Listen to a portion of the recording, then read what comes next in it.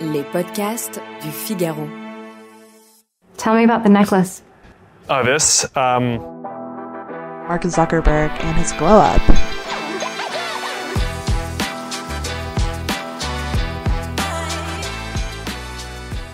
C'est la question qu'on peut légitimement se poser en voyant le changement radical de look de Mark Zuckerberg. Oubliez le jeune homme propre, à la limite du boy scout, toujours habillé du même pull gris ou bien bleu marine.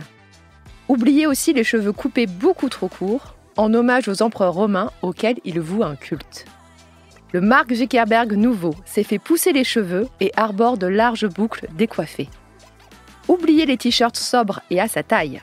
Le créateur de Facebook ne revêt désormais plus que des t-shirts extra larges qu'il agrémente de grosses chaînes en or qui brillent. La dégaine du patron de Facebook, Instagram et WhatsApp est désormais proche de celle d'une star du hip-hop. Alors, Mark Zuckerberg traverse-t-il une méchante crise de la quarantaine ? Ou bien, est-ce que ce relooking a été savamment étudié pour changer l'image du grand patron ? Allez, venez, je vous explique tout en 5 minutes.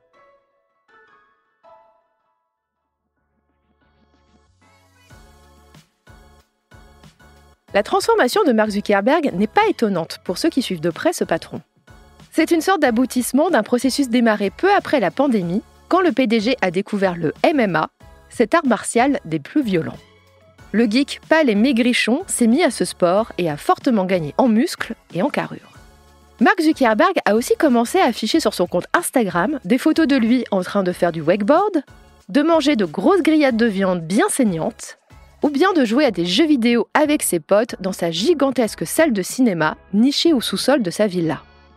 Bref, le patron de Facebook s'est mué en bro, ce terme américain qui désigne des groupes d'hommes des classes supérieures qui ont des attitudes et des loisirs considérés comme virils. Début septembre, Mark Zuckerberg en a rajouté une couche en affirmant que fini, terminé, il ne s'excuserait plus jamais pour les erreurs de son groupe. Une référence claire aux nombreuses fois où le jeune homme a dû faire acte de contrition face à des assemblées d'élus, à Washington comme à Bruxelles, pour des problèmes de désinformation ou bien de mauvaise modération des propos haineux et violents.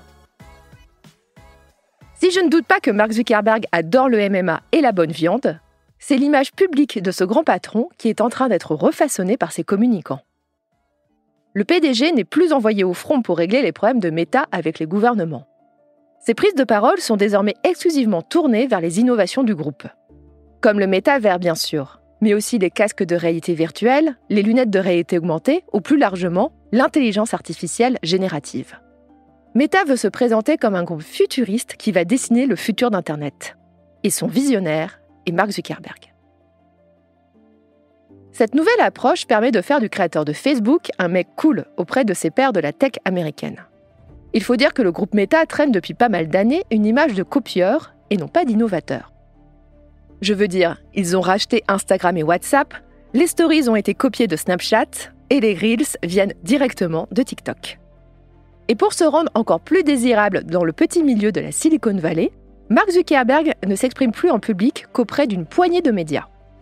Il s'agit de sites spécialisés comme The Verge, mais aussi de podcasteurs américains spécialisés dans la tech, comme Lex Fridman, Dwakesh Patel ou bien Acquired. Dans ses émissions, où il est rarement malmené ou bien contredit, Mark Zuckerberg ne parle que d'intelligence artificielle, d'open source et de réalité augmentée. L'objectif, c'est de donner envie aux ingénieurs et aux chercheurs en IA de rejoindre un groupe qui se veut aussi cool et innovant que Meta, en occultant totalement le fait que ce groupe, c'est avant tout Facebook, Instagram et WhatsApp. Alors, est-ce que cela suffira à faire de Mark Zuckerberg un mec cool qui sera idolâtré comme un Elon Musk par les bros de la Silicon Valley ? Ça reste à voir, mais je guette quand même le jour où le patron de Facebook se laissera pousser la barbe.